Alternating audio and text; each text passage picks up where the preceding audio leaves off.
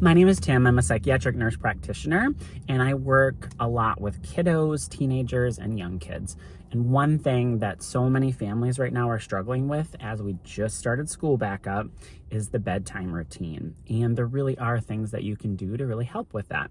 Obviously, aligning sleep schedules every night is the main thing that you can do, right? So weekends and weekdays, you should be going to bed, or they should be going to bed at about the same time.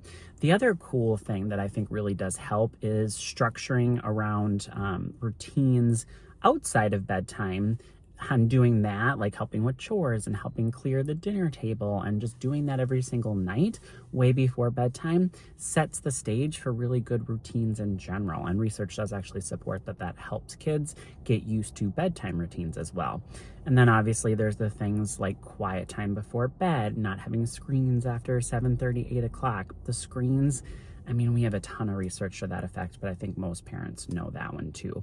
I think one of the other cool things I see a lot of families do is make bedtime fun and a special time of some kind, whether there's a little routine maybe dad does, or there's a little routine mom does, or maybe they rotate nights with their little routines.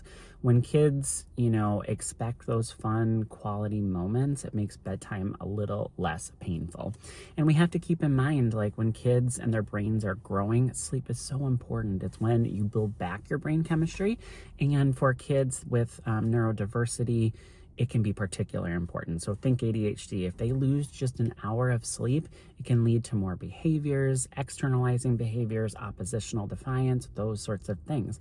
Their brain just struggles a little bit more when they get more tired. So you have to set your kids up for success that way. And then obviously you can always talk to your provider about medications and those sorts of things. And I feel like most families don't need that. So you can always use a little calm down tea, those sorts of things. A lot of families lean on melatonin, and I think that's a double-edged sword because I definitely see, generally speaking, it causes nightmares and have other side effects that, then kids are afraid to go to bed and those sorts of things too. Now, I'm not knocking melatonin, and it works great for a lot of kids in general, and clinically I do see that. So I hope these tips are helpful. Parents, put in the comments what works really well for your family. When your kiddo was struggling with the start of the school year and couldn't get on a regular sleep schedule, what worked for you? I'd love to hear. I'd love to comment. My name is Tim. I'm a psych NP, and I help parents, I help families stand up for their mental health.